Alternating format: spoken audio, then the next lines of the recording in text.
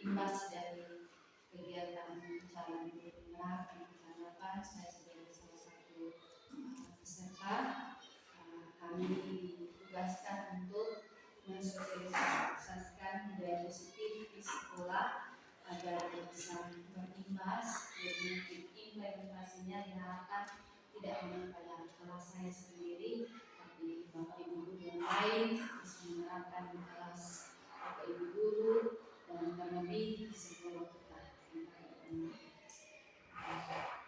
Berbicara tentang budaya positif itu berkaitan dengan suatu kebiasaan yang baik. Artinya sesuatu yang kita sudah lakukan di sekolah yang baik kita ulang-ulang menjadi suatu kebiasaan, dan itu akan bertumbuh menjadi budaya positif di sekolah kita masing-masing.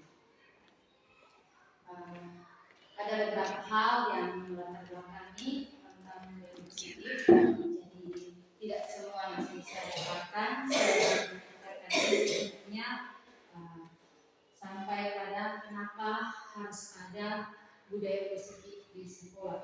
Kita ketahui sekarang bahwa kurikulum yang berlaku di negara kita untuk pendidikan itu adalah kurikulum merdeka yang sudah mulai untuk dibicarakan di lembaga pendidikan, baik itu dari jenjang PAUD, SD sampai perguruan tinggi sudah bisa untuk menyesuaikan.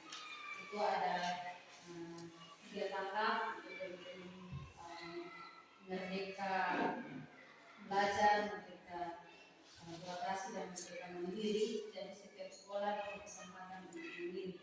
Nah, ini merupakan salah satu yang ada dan berkaitan dalam program penggerak. Jadi yang pertama itu adalah pendidikan menurut Ki Hajar Dewantara atau pendidikan kita. Kemudian yang berikut yang melatar belakangi budaya positif adalah nilai dan peran penggerak, dan yang ketiga adalah visi sekolah. Baik, yang pertama tentang pendidikan menurut Ki Hajar Dewantara. Saya menyimpulkan bahwa Ki Hajar Dewantara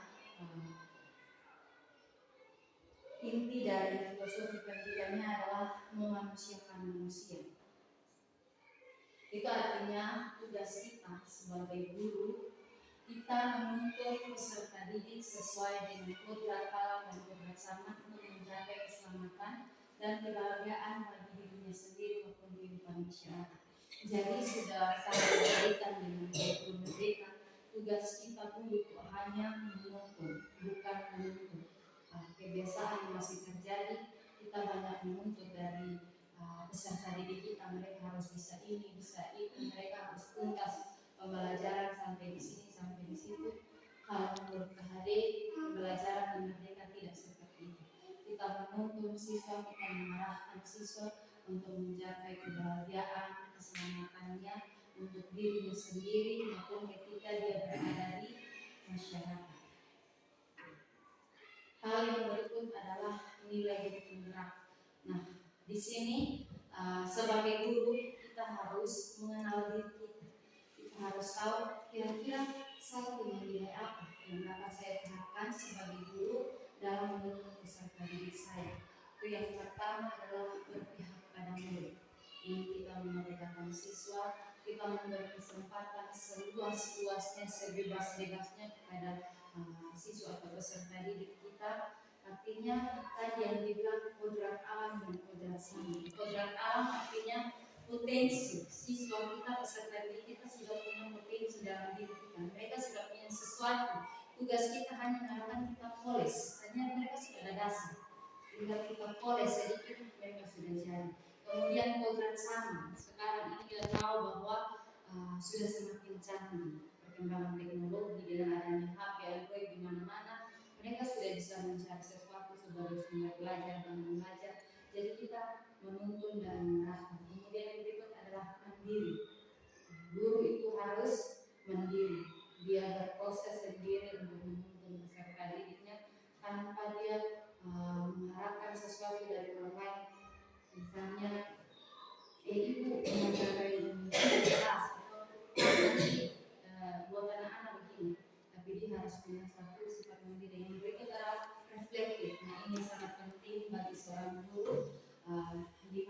bisa berefleksi dalam proses pembelajaran. Kira-kira saat saya menyampaikan materi atau mengajar sudah sesuai atau belum, apa yang perlu diperbaiki. Yang berikut adalah kolaboratif. Ini bagian yang penting dan menjadi inti dalam kita sebagai guru penggerak adalah kolaborasi. Yang mana kita duduk seperti ini, kita membahas sesuatu untuk pengembangan sekolah, membahas sesuatu untuk pengembangan kelas, sehingga hal yang baik itu dapat terjadi di lingkungan sekolah kita. Tanpa kita yang sendiri mau berusaha jadi Superman atau Wonder Woman untuk mengembangkan sekolah, tapi mari kita untuk bekerja sama, saling diskusi, saling kolaborasi, menyatukan ide, menyatukan pendapat, menyatukan tujuan untuk kemajuan sekolah kita. Yang terakhir adalah nilai inovatif. Nah, saya rasa kita guru muda ini pasti inovatif itu tertanam dalam diri kita. Bagaimana kita menciptakan sesuatu hal yang baru, sesuatu hal yang baru bagi peserta didik kita. Mungkin di kalangan SD kita mencari media atau materi pembelajaran apa yang menarik yang sesuai dengan zaman mereka, mungkin video, film pendek, film kartun, kita memikir mungkin apa yang guru SMK dan jurusan bisa memodifikasi materi pembelajaran yang menarik sehingga siswa atau peserta didik itu bisa memahami materi ataupun praktek langsung di lapangan dengan baik. Yang berikut peran penggerak atau peran kita guru yang pertama adalah pemimpin pembelajaran. Ini yang paling penting, kita sebagai pemimpin pembelajaran kelas. Artinya kita menyampaikan materi, kita menuntun siswa, kita memimpin mereka saat diskusi. Kita kalau berbicara pemimpin saja secara tersendiri, pemimpin itu artinya kepala. Jadi artinya anak-anak dituntun berdasarkan A. Karena tugas-tugas sekarang bukan mendukung, berarti karena memberikan belajar jadi kita biasa saja anak-anak. Terserah mereka belajar apa tidak seperti itu. Tetapi kita dulu adalah pemimpin pembelajaran. Yang berikut coach bagi rekan guru.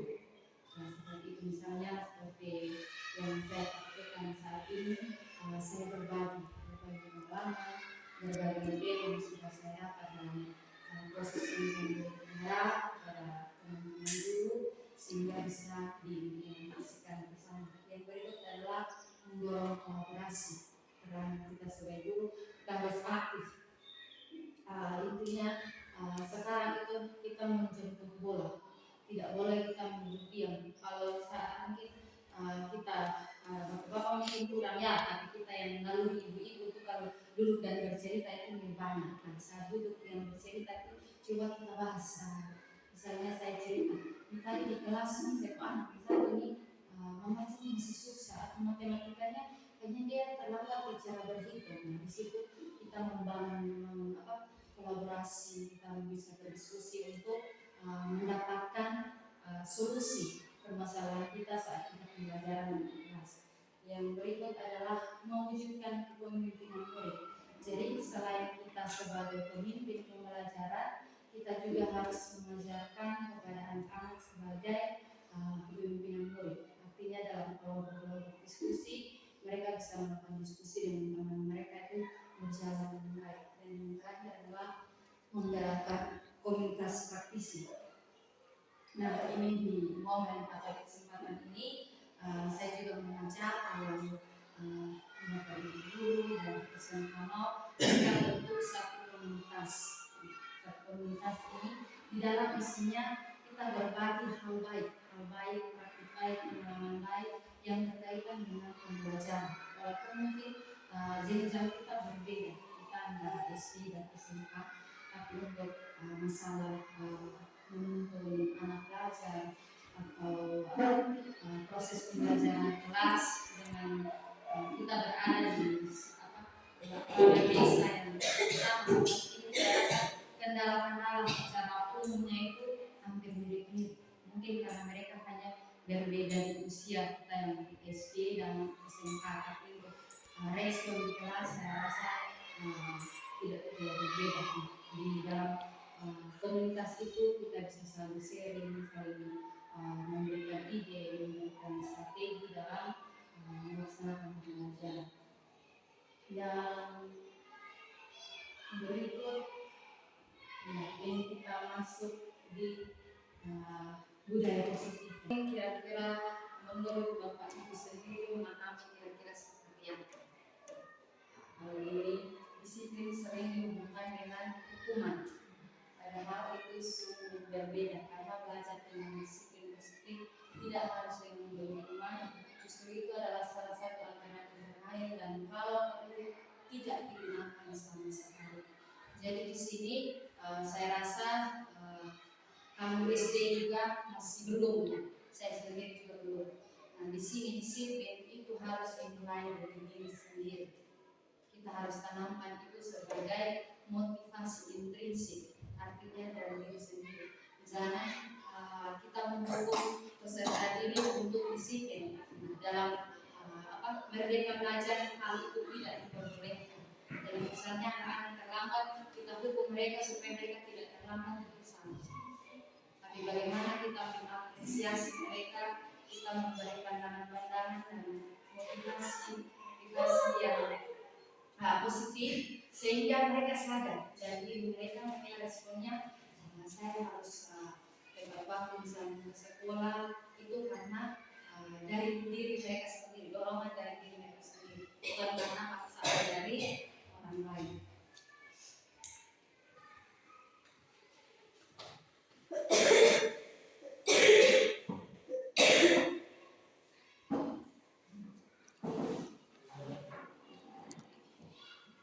Yang berikut adalah tentang profil pelajar Pancasila. Profil pelajar Pancasila ini merupakan sikap atau karakter yang perlu kita kembangkan untuk kita terapkan di pendidikan kita pada jenjang sesuai dengan jenjang kita masing-masing. Yang pertama adalah penerimaan dan bertakwa kepada Tuhan Yang Maha Esa. Itu kita semua sudah tahu dan itu seharusnya bukan hanya tugas magang, tapi kita guru yang lain juga bisa berperan aktif, bisa berkolaborasi untuk dapat menciptakan menumbuhkan sikap religius atau yang berhubungan dengan beriman dan bertakwa kepada Tuhan Yang Maha Esa. Yang berikut adalah mandiri.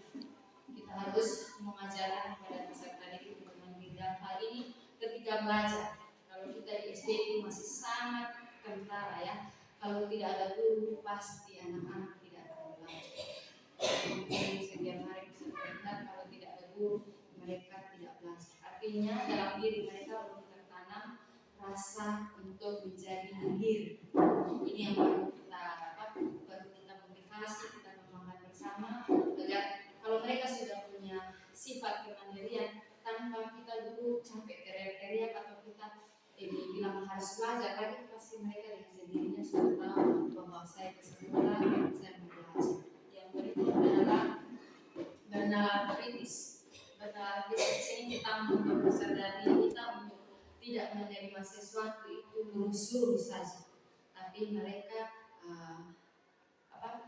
menimbang dulu ini baik tidak, ini benar tidak. Artinya ada contoh, ada teladan-teladan yang ditunjukkan mereka menerima informasi mereka masih mengerti, tidak serta mereka menjiplak atau mengikutinya dengan secara langsung, tapi kita berusaha mereka agar segala sesuatu itu kita perlu untuk kita identifikasi dulu kira-kira ini sesuai atau tidak dengan kebutuhan saya atau dengan proses pembelajaran mengajarkan saya.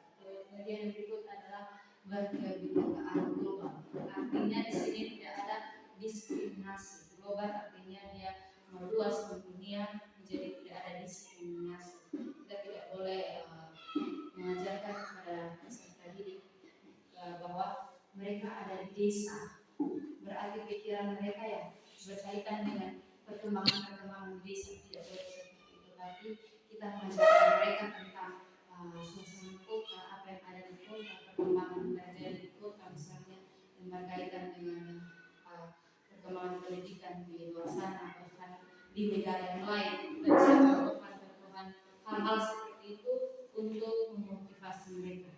Yang berikut, bergotong royong. Kalau saya pikir bergotong royong kita tidak perlu buang energi karena kita punya desa sering untuk memberikan teladan kepada peserta didik kita berkaitan dengan gotong royong, karena sering sekali semua kegiatan yang terjadi di desa itu selalu dilaksanakan dengan gotong royong. Yang terakhir adalah kreatif. Nah, untuk karakter kreatif ini berkaitan dengan bakat dan minat dari peserta didik atau siswa kita. Bagaimana kita menuntun mereka, memberi kesempatan kepada mereka mungkin lewat kegiatan ekstrakurikuler sehingga mereka bisa mengembangkan kreativitas.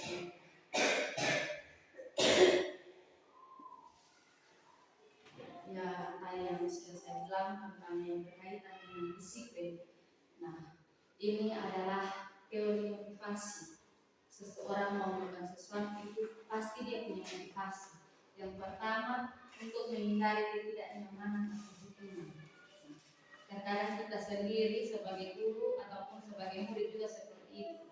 Supaya tidak hukum ya dia di sekolah, supaya tidak dihukum ya dia belajar, supaya tidak dihukum ya dia kerja PR.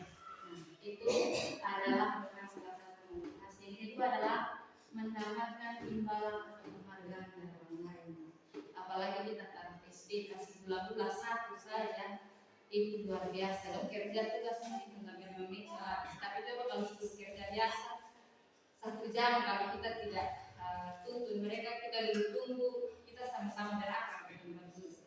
Yang berikut motivasi adalah menjadi orang yang mereka inginkan atau menghargai diri sendiri. Ini motivasi. Artinya dia melakukan sesuatu itu tanpa dorongan dari orang lain, tapi itu lahir dari diri sendiri. Dia sadar dari diri sendiri. Jadi berbeda dari kedua dan ketiga. Pertama, supaya tidak nyaman, supaya tidak dapat hukum, dia mau melakukan sesuatu. Yang kedua, kalau ada imbalan atau ada hadiah. Kalau ketiga, dia mau, dia sadar bahwa itu sesuatu yang penting sehingga perlu dia lakukan. Yang berikut kita belajar tentang hukuman. Ya, jadi kalau di Merdeka Belajar hukuman tidak diperbolehkan.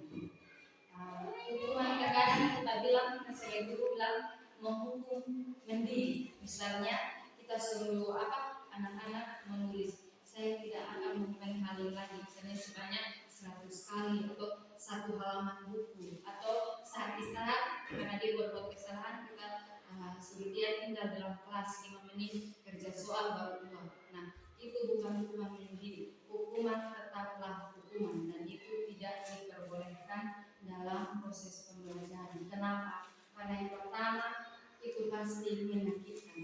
Apalagi kalau hukuman itu melibatkan fisik, anak-anak itu bisa jadi dendam. Anak-anak itu kita bisa membuat mereka menjadi penendam. Yang berikut tidak nyaman.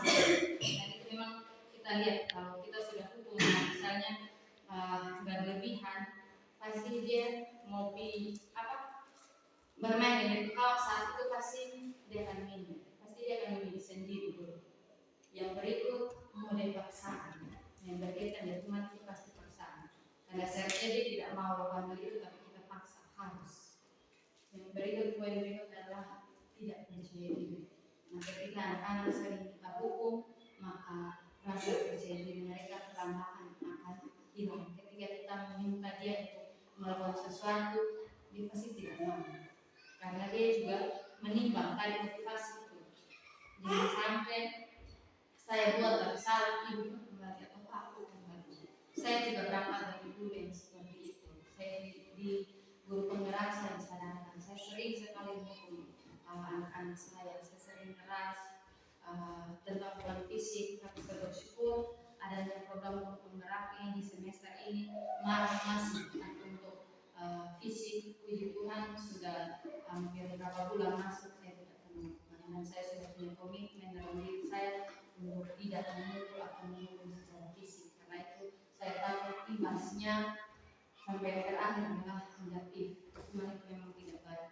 Takutnya itu dia berlarut-larut ada dalam diri peserta didik kita. Itu akan berimbas bisa dibilang panjang.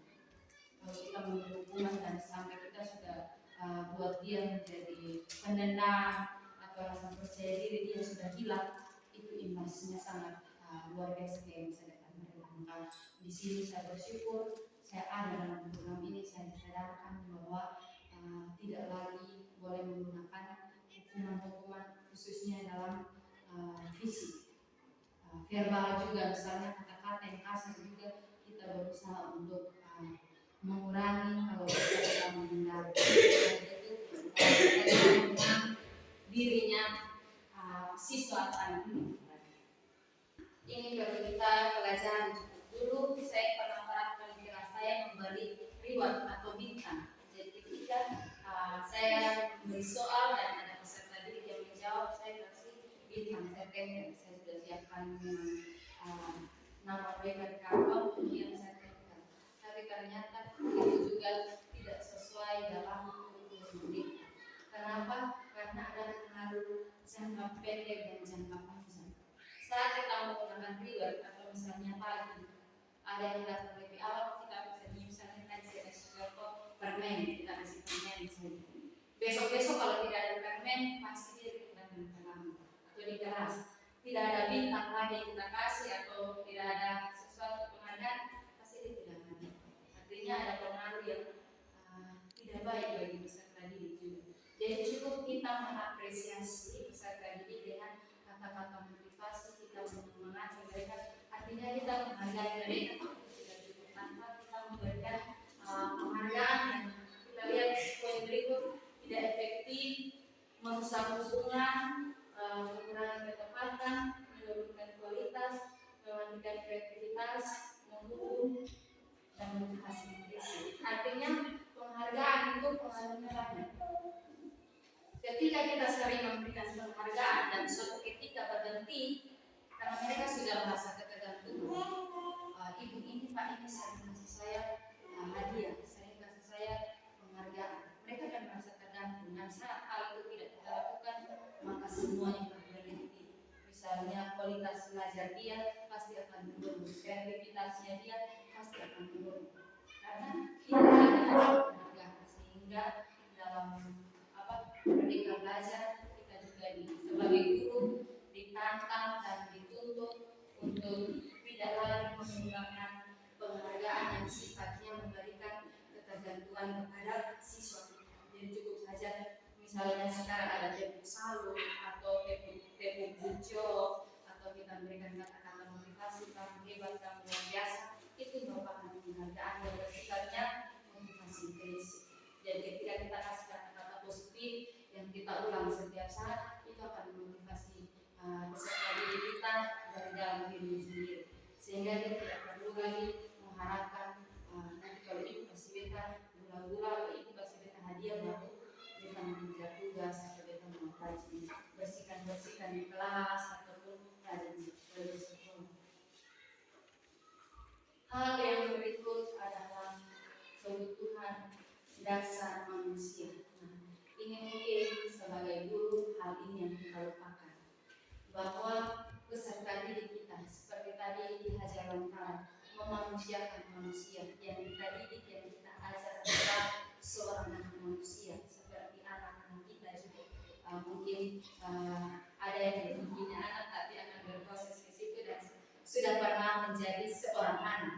Jadi kita tahu ada kesenangan, kasih sayang, kekuasaan, kebebasan, kesenangan.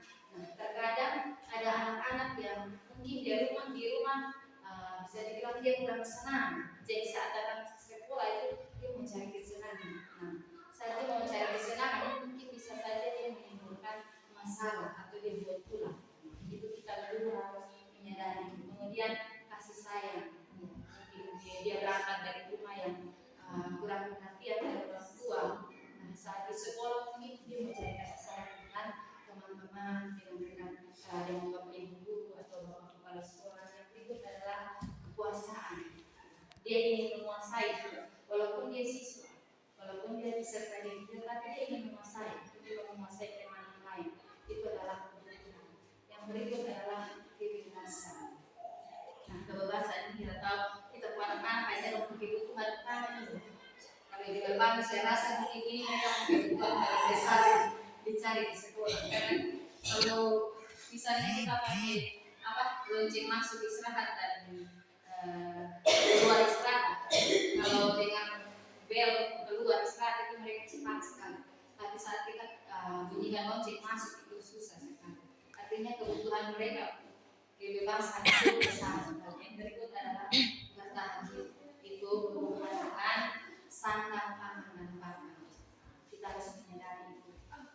Mungkin dia tidak semangat belajar sampai dari rumah dia belum makan atau tadi pagi sampai dia cuci piring makanya dari mama ada dia dia atau kemarin dia sampai dia kasih jatuh di dia makanya dia kena marah sehingga dia burung di kelas tidak mau belajar.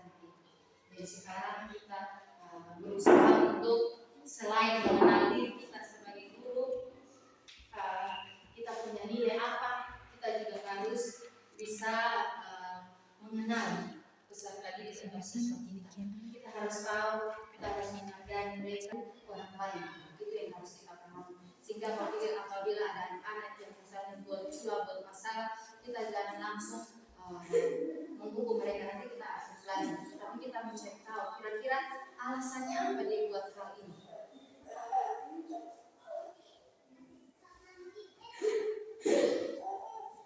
Ini 5 posisi kontrol sebagai guru. Yang pertama adalah penghukum. Kalau ini saya dulu ada di posisi ini, artinya saya sering langsung kalau mendapatkan siswa atau peserta ini buat saya yang tidak timbang-timbang lagi. Apalagi kalau yang pukul itu saya langsung itu artinya saya bertindak sebagai penghukum. Dia bisa menggunakan fisik ataupun verbal itu dengan kata-kata yang kasar, cacian itu masuk dalam hubungan verbal. Yang berikut membuat merasa bersalah. Nah di sini kita guru kita menyampaikan teguran yang istilahnya orang awam bilang tertusuk sampai susu. Atau kata-kata orang bilang orang mau tidur mau telan nasi itu sudah telan. Itu kita memposisikan diri sebagai pembuat merasa bersalah. Kita menegur siswa peserta kita dengan lembut, tapi itu kata-kata itu orang bilang medis. Itu pembuat merasa bersalah. Yang berikut teman. Ini posisi guru sebagai teman, artinya kita mendekati kita ajar mereka layaknya sebagai seorang teman dalam kita menyelesaikan masalah. Tapi ini kadang bisa menjadi suatu ketergantungan juga. Yang berikut ada pemantau. Pemantau artinya dia meluas. Guru sudah lihat, oh ini anak kayaknya tadi datang terlambat. Sepanjang hari guru nanti perhatikan dia, kira-kira dia buat apa. Oh dia dengan teman bermain guys, dia dapat teman, atau di kelas dia harus belajar. Artinya kita jadi CCTV, guru sebagai CCTV untuk yang berikut yang harusnya diterapkan adalah posisi seorang manajer. Sebagai guru kita harus menerapkan manajer. Ini guru berbuat sesuatu bersama dengan murid, mempersilahkan murid mempertanggungjawabkan perilakunya, mendukung murid agar dapat menemukan solusi atas permasalahan sendiri. Seorang manajer telah memiliki keterampilan di posisi teman maupun pemantau, dan dengan demikian bisa jadi waktu tertentu kembali pada dua posisi tersebut bila diperlukan. Nah, ini yang kami anjurkan untuk diterapkan. Apabila ada masalah, kita bersama murid, kita diskusi, cari solusi, kita berikan motivasi kepada mereka untuk tidak melakukan hal itu berdasarkan maunya mereka, bukan karena kita guru memaksakan, tapi kita memberi kesempatan setelah kita tawarkan solusi, mereka mau untuk berubah sendiri. Yang berikut adalah keyakinan sekolah atau kelas. Nah, sekarang ada pertanyaan teman kita, kenapa bukan peraturan sekolah atau kelas? Kenapa harus kayak gini? Ya, jadi peraturan kalau kita lihat dari sisi peraturan itu artinya sesuatu yang sudah dibuat dan harus ditaati. Dan kalau dilanggar pasti ada hukuman atau ada konsekuensi. Berbeda dengan keyakinan sekolah atau kelas. Kalau keyakinan sekolah atau kelas yang buat itu guru, misalnya guru mata pelajaran atau wali kelas duduk bersama-sama dengan siswa atau peserta didik membuat keyakinan kelas. Karena mereka yang buat, maka mereka sama-sama menjalankan. Nah, kenapa sekarang kita diajarkan seperti itu? Karena siswa sendiri diberi kesempatan untuk buat keyakinan. Pasti tidak mungkin dia akan tidak mengikuti, karena dia sendiri buat. Saya sudah terapkan di kelas saya. Jadi kebanyakan dari mereka itu pada saat saya suruh menulis, mereka kebanyakan tentang disiplin waktu dan menjaga kebersihan. Nah, kemudian kata-katanya itu positif. Jadi tidak adalah tidak ikut di kelas, jangan mengganggu teman, jangan datang terlambat. Itu bukan keyakinan kelas, tapi itu peraturan kelas. Kalau keyakinan kelas diharapkan datang tepat waktu atau disiplin waktu, menghargai teman, saling menyayangi. Nah, itu yang merupakan contoh kalimat yang kita bisa gunakan dalam membuat keyakinan kelas. Jadi kata-katanya positif. Ada nilai-nilai kebajikan dalam hidup kita, keadilan, mandiri, saling menghargai, saling menyayangi, keberagaman, kebersamaan. Itu yang menjadi tolak ukur kita membuat keyakinan kelas. Jadi sekarang untuk peraturan itu berusaha dihindari, tetapi yang dipakai adalah keyakinan kelas atau keyakinan sekolah. Hal yang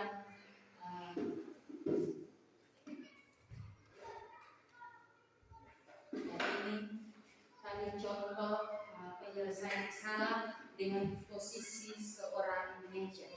Jadi posisi seorang manajer itu dia berkaitan dengan restitusi. Jadi tidak lagi ada hukuman atau konsekuensi atau penghargaan, tapi yang ada adalah restitusi. Restitusi adalah proses menciptakan kondisi bagi murid untuk memperbaiki kesalahan mereka sehingga mereka bisa kembali pada kelompok mereka dengan karakter yang lebih kuat.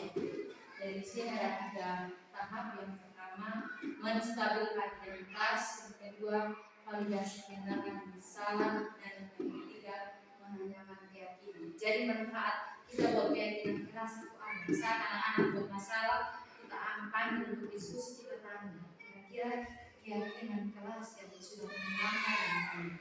Nah, dengan sendirinya nanti dia akan sadar, itu dia akan memberitahu bahwa keyakinan yang dilanggar ini.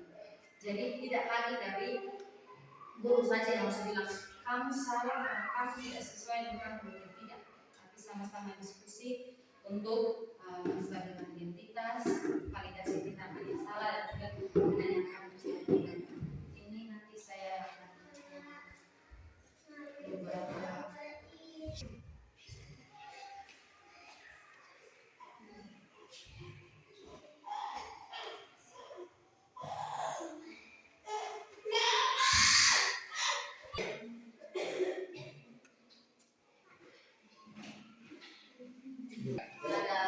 contoh.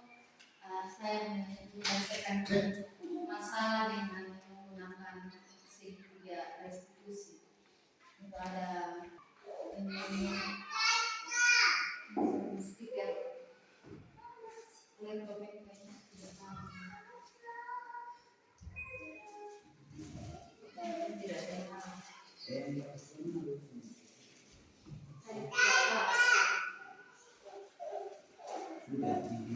Jadi misalnya ada siswa yang membuat salah, kita menyatakannya seperti ini. Kita ambil, kita duduk, kita cek misalnya ini apa siswa saya yang berperan dia mencontohkan dia datang terlambat. Jadi nanti semakin saya cek market itu dengan dari tiket market terlambat kok. Jadi kira-kira berapa kali pertanyaan di awal ini untuk menstabilkan identitas. Kemudian kita tanya lagi kenapa sampai dalam terlambat, pasti dia punya alasan. Nah itu berarti kita masuk di tahap yang kedua tentang validasi bersama. Kemudian terakhir menanyakan keyakinan. Kira-kira yang market kuat yang keyakinan selain kalau berhubungan dengan terlambat pasti dia akan jawab tentang disiplin waktu. Di situ kita mulai dia kita cari solusi bersama-sama kira-kira apa yang dia harus keluar supaya dia tidak terlambat. Solusinya seperti apa? Untuk solusinya dia itu untuk malam itu tidak terlalu begadang atau mete. Orang sering mete mengurangi aktivitas malam misalnya nonton TV. Kemudian yang berikut pakai alarm, solusi salah satunya, dan yang berikut orang tua untuk membangunkan dia lebih awal supaya dia tidak dapat sekolah seperti itu. Jadi ketika ada masalah kita tidak langsung ya sebagai guru langsung marah-marah meskipun seperti dulu saya juga begitu, tapi kita menyelesaikan seperti itu.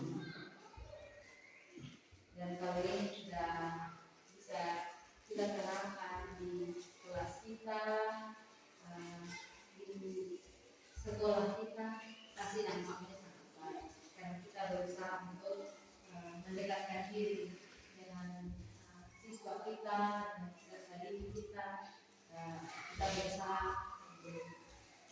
mencari tahu alasan apa di luar seperti itu. Kalau yang menunjukkan saya yang kedua ini adalah mengganggu teman.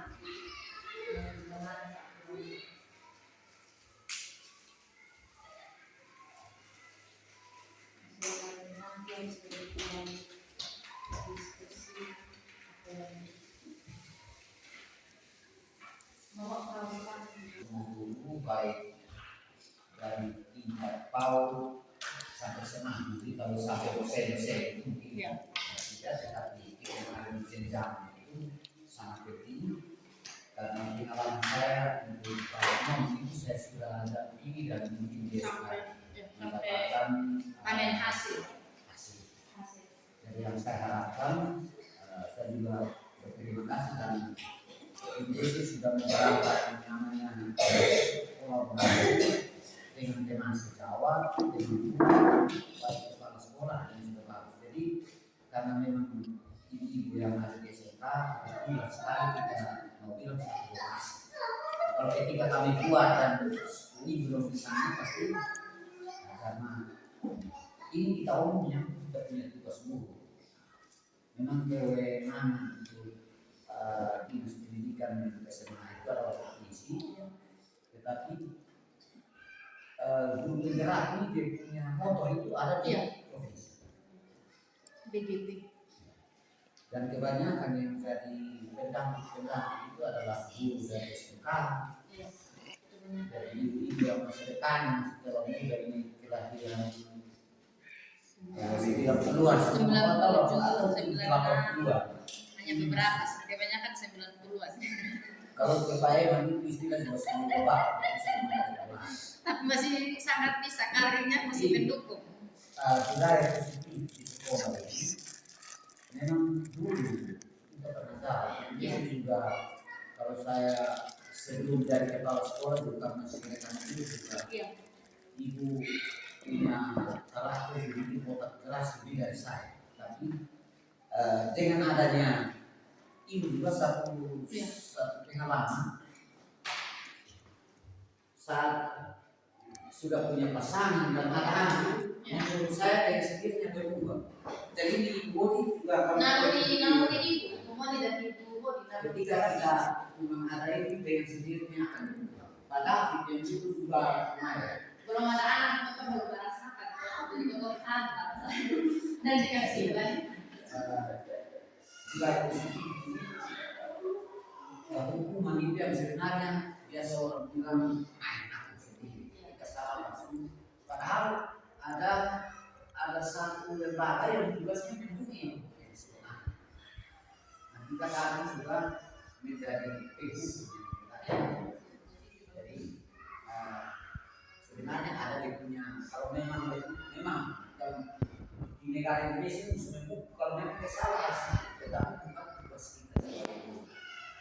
Jadi kalau di SMP mungkin SMK juga SMK suara yang di sini kita ketika itu pasti diarahkan untuk ketika di tes dibuat itu sebagai guru kelas dan sudah sebagai guru BK.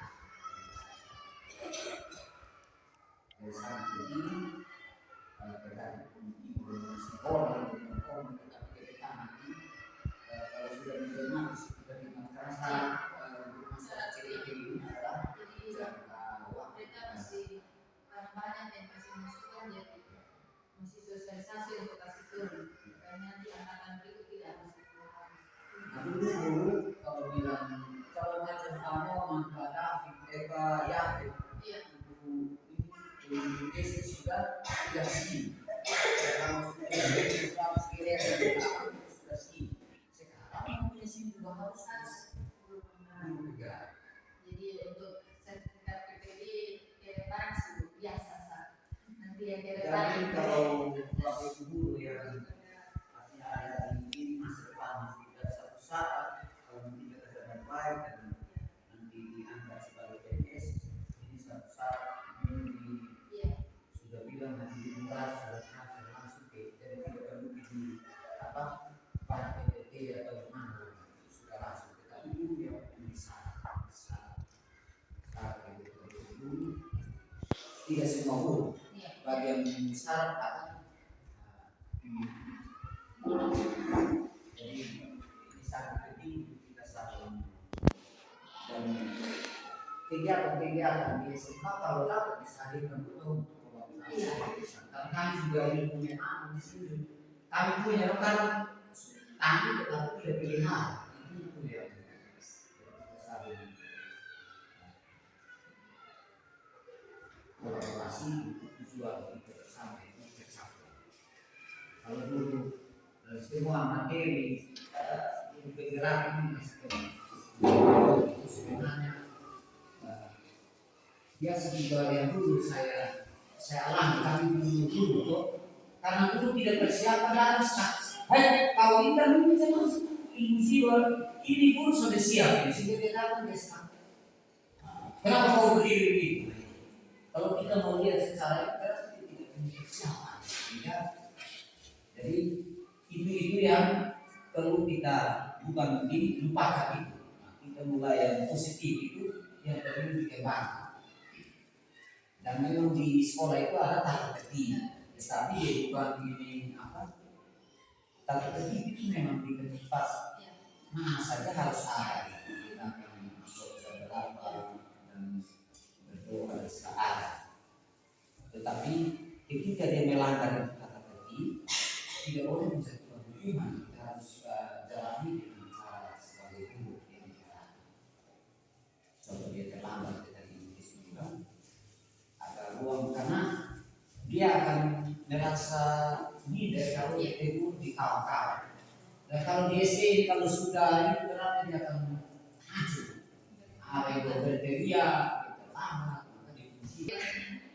Kita masih berjuang untuk SD. Dan di SD juga saat mau CGP itu ada beberapa dari pamer. Memang persaingan juga lumayan karena seluruh Indonesia.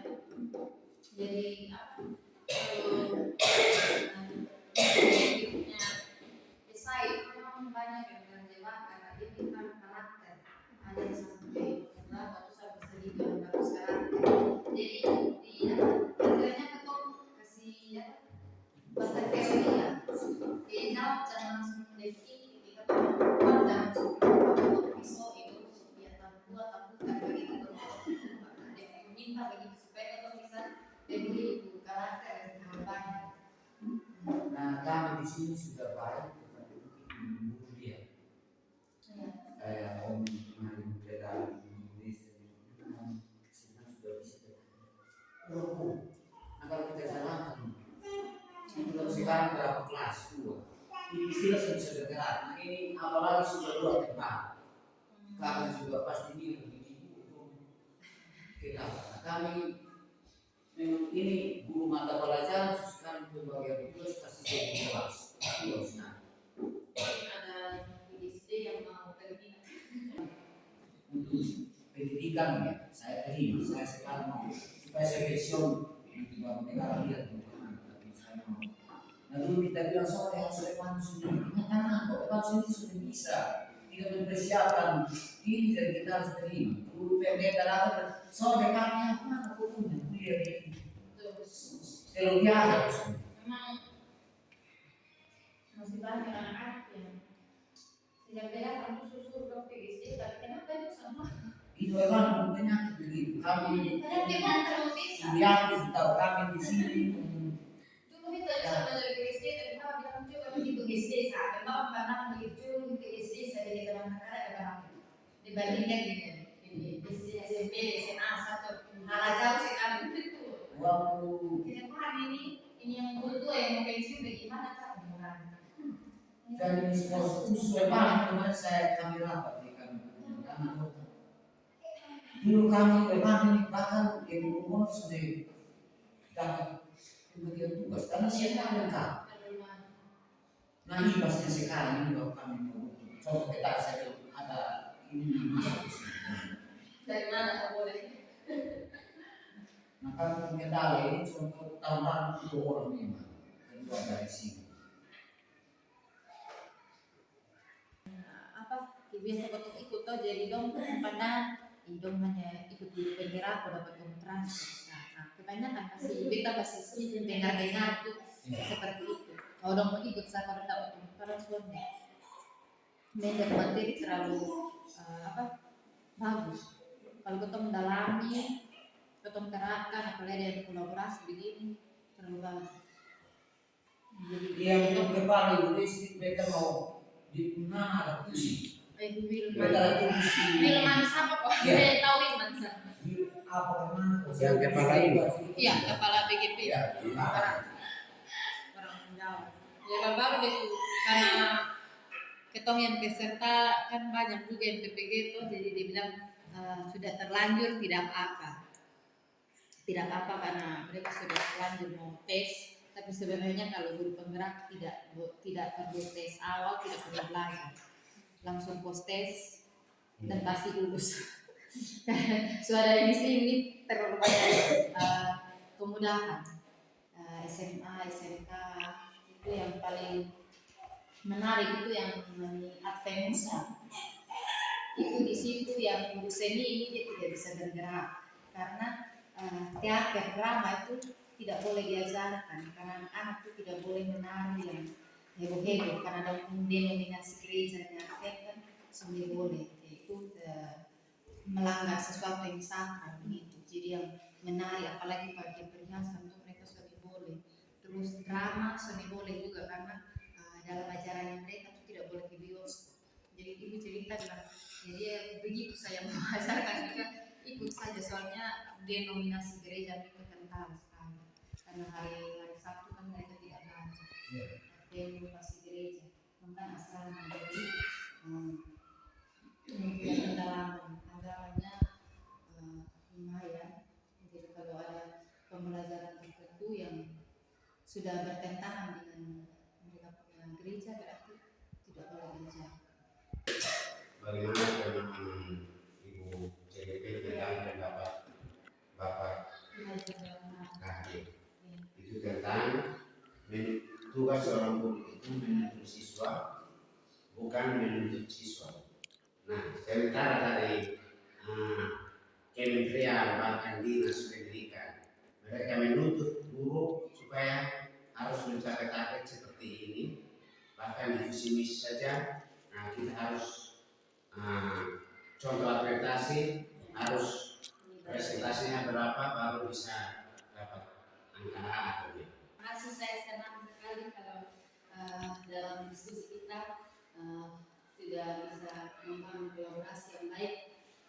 Jadi pertama kami PBB juga merasa seperti itu. Kita di sini di bawah naungan dinas, ada kurikulum, ada suatu pencapaian, ada target-target yang perlu kita capai. Tetapi KHD sudah bilang bahwa menuntun bukan menuntun. Saya kalau sudah singgung tentang Andayani di istilah Jawa juga saya kurang paham, tapi istilahnya yang beda yang di depan itu mengarahkan, kemudian di belakang di tengah mendukung dan di belakang mendorong, artinya seperti itu. Kemudian dalam proses belajar yang tadi kita sudah belajar sampai budaya positif dan hasil tiga restitusi, artinya dalam proses pembelajaran itu nanti materi selanjutnya itu kita berusaha untuk mengenali anak. Misalnya dalam hal pembelajaran saya sudah fokus misalnya di SD, dalam hal pembelajaran misalnya mencari kualitas, cari membaca, menulis dan menuliskan, itu kita harus mengenali, kita buat suatu istilahnya assessment, kita tahu kemampuan mereka, kemudian kita membimbing mereka itu secara bertahap. Jadi dalam pembelajaran itu tidak serta-merta kita hanya mempunyai satu sumber belajar. Misalnya saya hanya menjelaskan materi saya ceramah seperti ini, tapi kita bisa menunjukkan video, gambar atau teks-teks bacaan yang mendukung sesuai dengan pemahaman anak-anak kita. Itu kenapa kita diminta untuk mengenal diri kita nilai apa yang kita miliki. Setelah kita sudah tahu, kita kembangkan itu dalam pembelajaran. Jadi semua itu bertahap dan proses untuk kita tetap ada pada proses menuntut. Jadi di sini kita kemarin diingatkan kembali, kita ditantang untuk berbuat sesuatu yang sesuai dulu. Kita mau cari buku yang seperti apa. Dalam proses itu yang menuntut kita harus bekerja semaksimal mungkin, kita menyadari tugas kita sebagai seorang guru dalam mendidik anak-anak kita. Jadi kalau kita sudah mengenal karakter mereka, tadi kita sudah belajar tentang kebutuhan mereka, itu dengan sendirinya dalam menyampaikan materi pelajaran kita bisa menyelesaikan itu. Tetapi bukan kita jadi Superman. Misalnya kalau beda dengan saya, sembilan enak masih enak. Karena saya bilang saja saya suka Iman, dia suka kalau nonton video, atau Dedi dia suka kalau main games. Tapi kalau misalnya banyak, kita petakan dalam misalnya di kelas rendah kemampuan membaca yang masih mengenal huruf, kita kelompokkan satu kelompok. Yang bisa eja, kita kelompokkan satu kelompok. Yang bisa baca, kita kelompokkan satu kelompok. Jadi nanti kita bimbing mereka itu. Jadi di sini kembali kepada kita butuh bagaimana mencari model, metode, dan strategi pembelajaran yang sesuai dengan karakteristik peserta didik. Nanti kalau masih ada kesempatan berbagi, ini yang sekarang saya pelajari itu yang disebut dengan pembelajaran berdiferensiasi. Karena masih ada waktu beberapa minggu, kalau Pak Nyoman sudah ada, nanti saya dan Pak Nyoman akan berkolaborasi untuk menambahkan materi ini. Jadi di situ kita diminta untuk menganalisis kebutuhan belajar dan peserta didik. Jadi kita sudah tahu kebutuhan belajar mereka, dan sendirinya kita perlu berusaha untuk memenuhi. Kalau kita sudah tahu kebutuhan apa, kita harus penuhi. Kalau kita sudah tahu kebutuhan tapi kita sudah penuhi, nah itu kembali di dengan begitu pasti tujuan pembelajaran akan tercapai, kemudian kurikulum dapat tercapai. Tetapi satu hal yang dulu harus ingat, bahwa setiap anak itu unik. Jadi dalam memberikan penilaian tidak boleh ada diskriminasi. Misalnya dia sudah bisa matematika, tapi jangan-jangan dia jago main bola, itu tidak boleh begitu. Dia sudah bisa bahasa Indonesia, tapi dia bisa menyanyi. Dulu harus bahwa misalnya contoh kayak kita lupakan anjing dan burung untuk terbang. Pasti anjing kalah karena anjing hanya bisa lari, sedangkan burung dia bisa terbang. Nah itu sama dengan anak didik kita. Jadi kita tahu karakter mereka. Kenapa maksud menuntut? Artinya tidak ada paksaan. Kalau dia tidak bisa matematika, pasti dia bisa di hal lain. Kita jangan paksa dia untuk matematika. Seperti tadi anjing, kalau dia tidak bisa terbang, tidak usah kita paksa dia untuk terbang. Karena memang dia hanya bisa terbang. Nah, itu yang belum sadar seperti itu. Jadi di kelas dia tidak bisa matematika, tidak harus kita paksa ya, dia harus pintar matematika hebat seperti dia dan teman yang lain. Coba kita gali potensi apa yang ada dalam diri. Dia tidak bisa matematika, mungkin dia bisa di bahasa Indonesia atau saat kegiatan mengajar. Nah itu yang menjadi penilaian kita sebagai, sehingga anak itu bisa mencapai hasil atau ketuntasan belajar atau mendidik kurikulum. Sehingga itu juga berangkat untuk membuat visi juga seperti itu. Jadi kembali ke karakter anak, kita tahu tentang anak-anak kita berusaha untuk memenuhi sehingga kita kembali pada benang merah kita menuntut bukan menuntut. Ya, terima kasih. Mungkin masih ada satu lagi. Itu ada. Mungkin saya tambahkan. Tadi memang pertanyaan itu juga kepada CGP yang ada. Saya tertarik dengan kami punya tadi menuntut dan Menuntut dan tadi menuntut bukan menuntut. Menuntut bukan dan menuntut. menuntut itu tidak apa saja itu. Jadi ya seperti menuntut itu memang kalau masih visi misi kita punya anak-anak itu harus seperti ini, atau contoh seperti di sekolah itu buat standar ketuntasan minimal dan SKE standar kelulusan. Di situ itu dia sebagai tuntutan, tetapi yang dimaksudkan itu kita menuntut anak itu untuk bisa dapat mencapai yang diinginkan.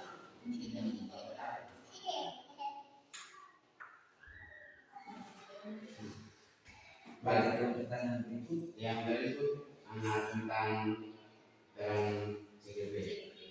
Ya, di situ tidak salah tidak pakai bahasa hukum.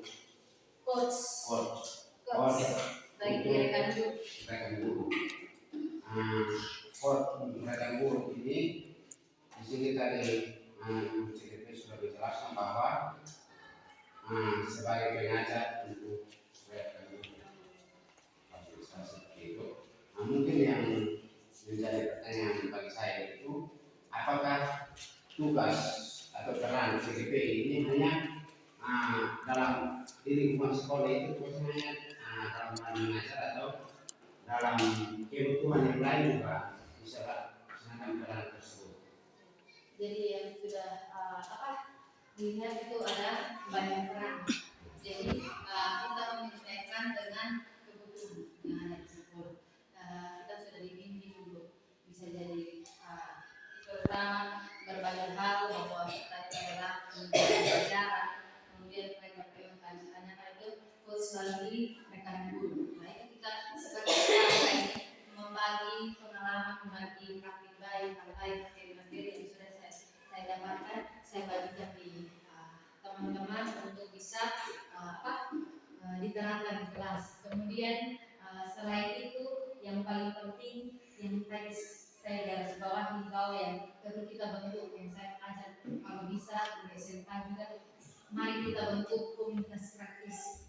Nah, tujuan komunitas praktis ini mungkin sudah ada dari dulu, misalnya kita di SD KKG yang dulu di SMK itu ada IHP.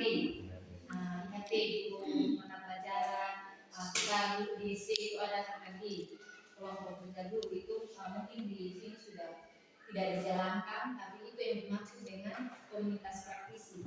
Jadi dalam komunitas dalam komunitas praktisi itu kita saling share hal.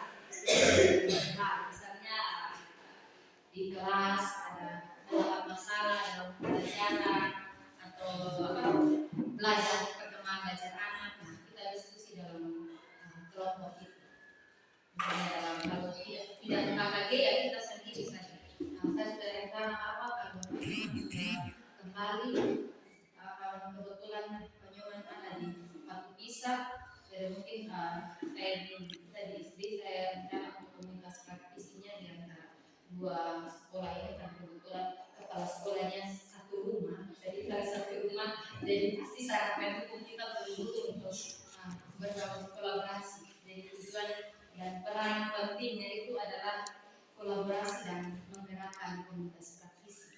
Karena di dalam itu ada banyak aktivitas, banyak keuntungan yang akan diperoleh dalam komunitas praktisi itu. Jadi di situ guru itu berinteraksi diharapkan bisa jadi pemimpin dalam komunitas praktisi itu, dia bisa jadi pemateri, dia bisa jadi rekan untuk berbagi. Jadi dia harus punya 3 peran. Kita sudah dibimbing untuk bisa menjalankan 3 peran.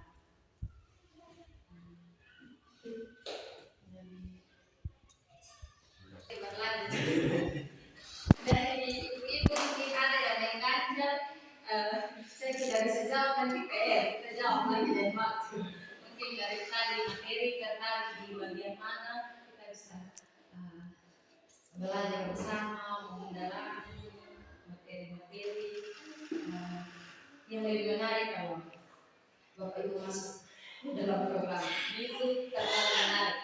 Sudah ada dan berproses di guru penggerak itu yang biasa banyak keuntungan karena materi-materinya luar biasa.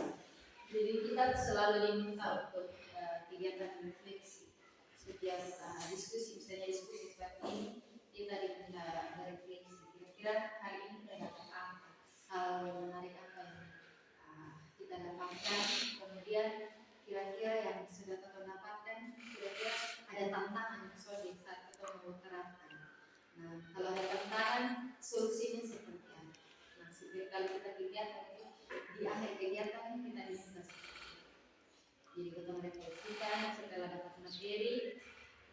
Kenapa kita selalu menuliskan tangan? Karena pasti di lapangan itu ada tantangan. Yang pertama dari diri kita sendiri itu pasti banyak. Apalagi sudah masuk ke suatu lembaga.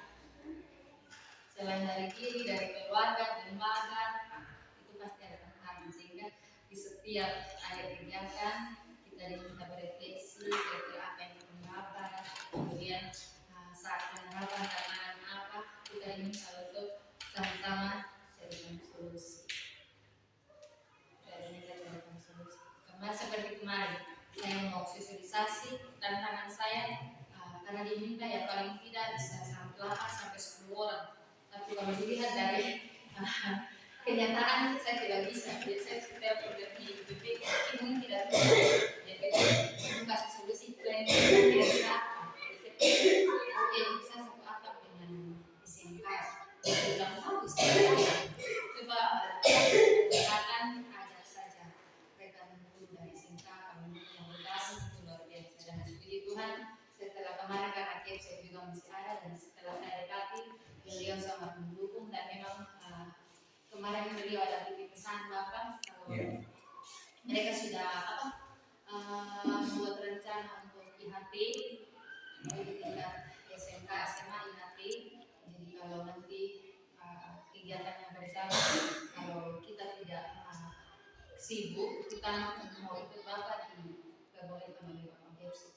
Karena IHT itu pembahasannya pasti tentang kurikulum berbeda yang nanti sama-sama jadi saya bersyukur kita punya pemimpin yang mau mendukung kolaborasi seperti ini dengan hal yang sangat luar biasa. Hingga sebagai guru mari kita manfaatkan ini peluang emas untuk kita berbagi, apalagi kalau senior saya Pak Nyoman sudah kembali itu karena luar biasa lagi kalau kita sering mungkin 1 minggu atau 2 minggu sekali kita duduk seperti ini pasti akan keren, akan luar biasa kita punya sekolah ini kalau kita sering-sering diskusi seperti ini. Di kesempatan berikut kita langsung ke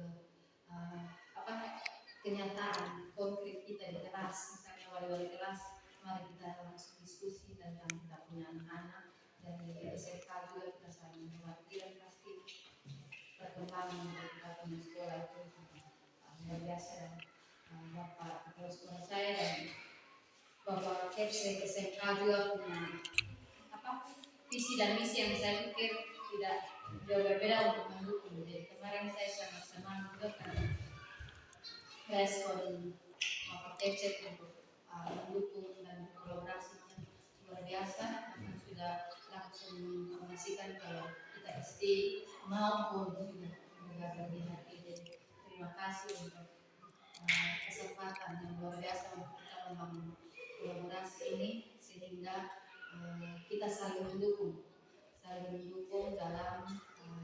proses pembelajaran di jenjang kita masing-masing. Walaupun mungkin kita SD dan SMK, tapi kalau kita membangun kolaborasi lebih baik, saya rasa itu bukan menjadi hambatan, tapi justru jembatan yang bagus untuk kita terus bisa berbagi hal yang baik.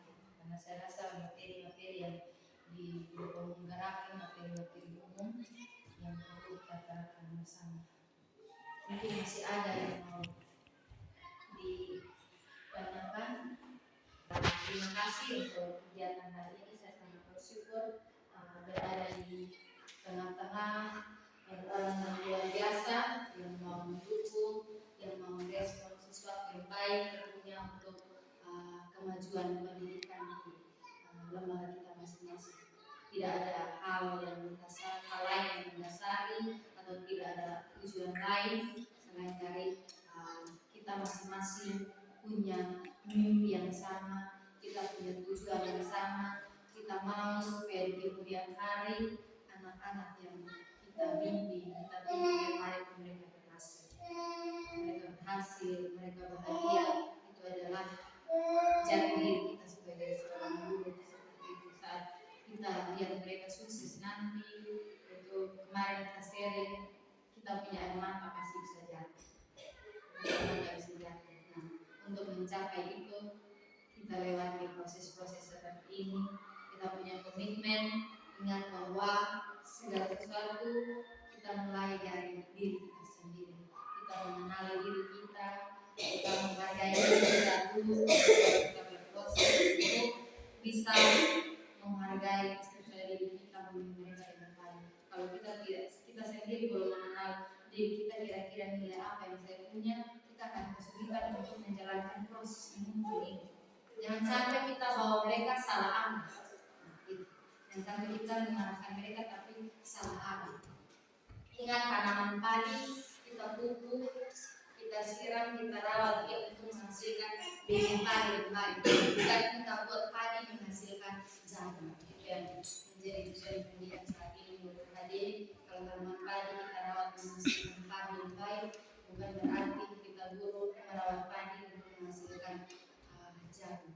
Jadi terima kasih untuk kebersamaan kita hari ini. Semoga budaya positif yang walaupun tidak full materi saya sampaikan, tapi intinya mari coba kita terangkan di kalau Bapak Ibu wali kelas seperti yang di SD di kelas kita masing-masing. Kalau Bapak Ibu dari SMK juga punya kelas juga secara umum berkolaborasi untuk kita bisa terapkan bersama-sama. Kita mulai dari hal-hal kecil, kebiasaan yang baik itu akan menciptakan budaya positif yang baik. Sekian dan terima kasih untuk kerjasama hari ini.